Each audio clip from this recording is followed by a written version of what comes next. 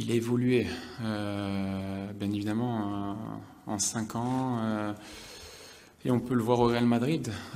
Ces derniers temps, il a souvent porté le brassard de capitaine. Ça montre son leadership, ça montre qu'il accepte également ces responsabilités-là. Après 5 ans d'absence, on ne va pas lui demander au bout d'une semaine de faire la même chose en équipe de France, mais il a cette aura naturelle sur le terrain qui va aider l'équipe, qui va aider les joueurs autour de lui. Ça a toujours été un joueur au service du collectif, il l'a démontré depuis de nombreuses années. Et il sait s'adapter à toutes les situations, il sait s'adapter à tous les joueurs autour de lui. Il l'a démontré tout au long de sa carrière. Donc voilà. Après, l'équipe ne doit pas uniquement tourner autour de Karim.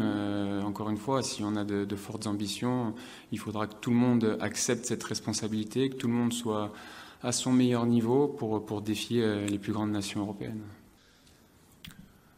Non, pas du tout.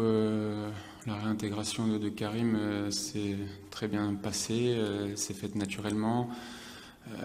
Je crois que, encore plus pour les plus jeunes, il y a beaucoup de respect, d'admiration pour ce qu'il a pu faire dans sa carrière, et encore plus en club avec le Real Madrid. Maintenant, on fait abstraction de ce qui peut se dire en dehors.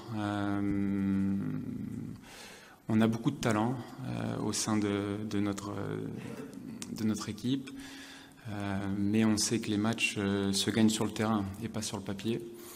Et on se devra d'être forts ensemble, en équipe.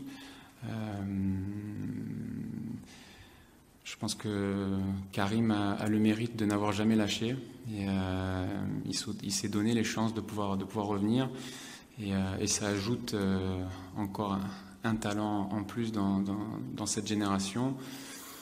Mais maintenant, encore une fois, il n'y a aucune garantie de succès. C'est à nous de créer la dynamique positive entre nous, de créer cette énergie pour pouvoir rentrer dans la compétition de la meilleure des manières et d'y durer le plus longtemps possible en étant fort, notamment lorsqu'il y aura des moments de difficulté.